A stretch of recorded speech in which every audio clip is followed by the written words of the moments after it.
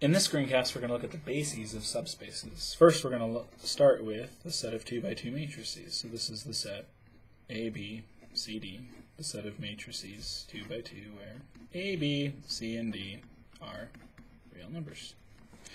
This space has a basis, and the standard basis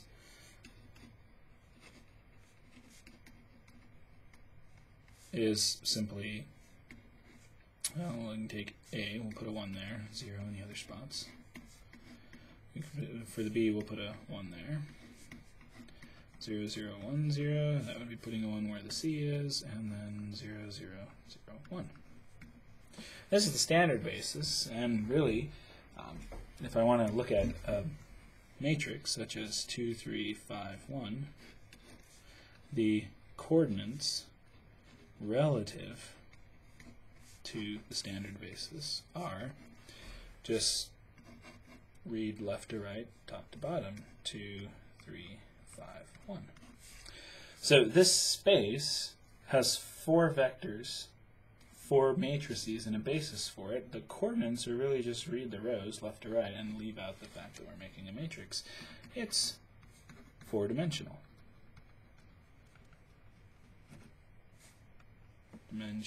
Dimensional.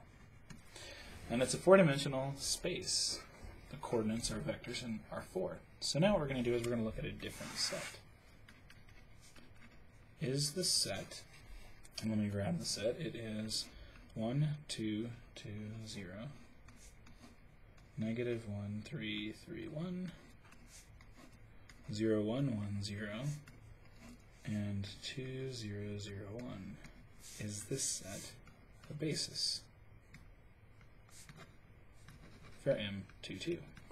To answer that, we just take the coordinates 1, 2, 2, 0, negative 1, 3, 3, 1, 0, 1, 1, 0, 2, 0, 0, 1. And we row reduce it. My hope is just immediately looking at it, you notice that row 2 and row 3 are identical, which means that they're linear combinations of each other, so there's no way this could be a basis. But upon row reduction, we obtain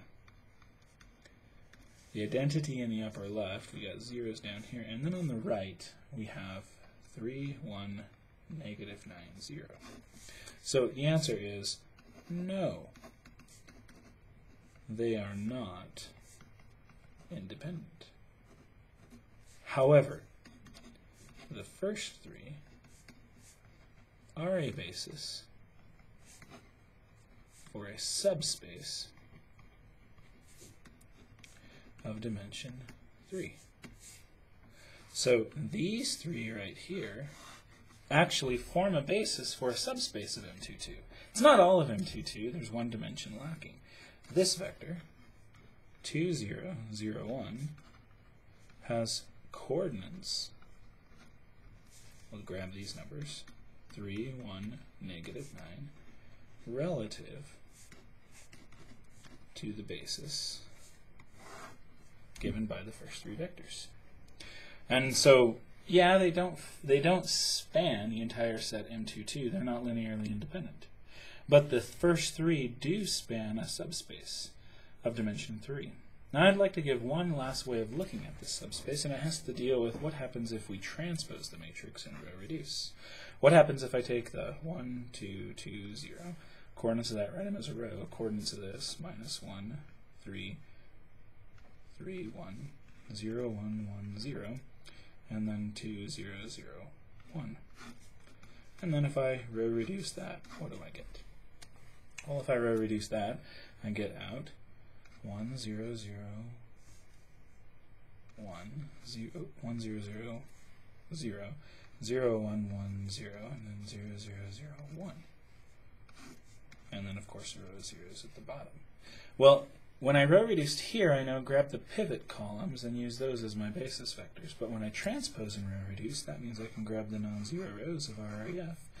And now I can take the coordinates and translate it back into a matrix. 0, 1, 1, 0, and 0, 0, 0, 1. And this is now a basis for the same space.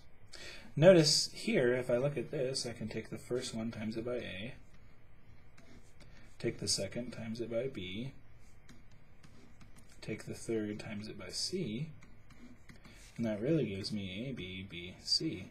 Hold on, that's symmetric matrices.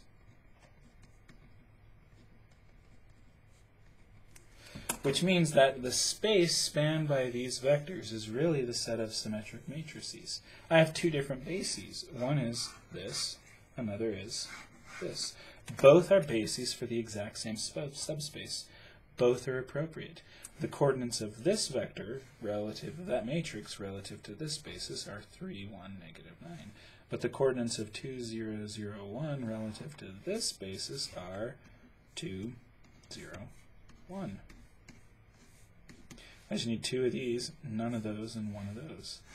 So coordinates relative to a basis vary greatly based on the basis. This is a simpler basis to work with. The coordinates are much easier to get straight from the matrix. But both bases work. That completes the screen.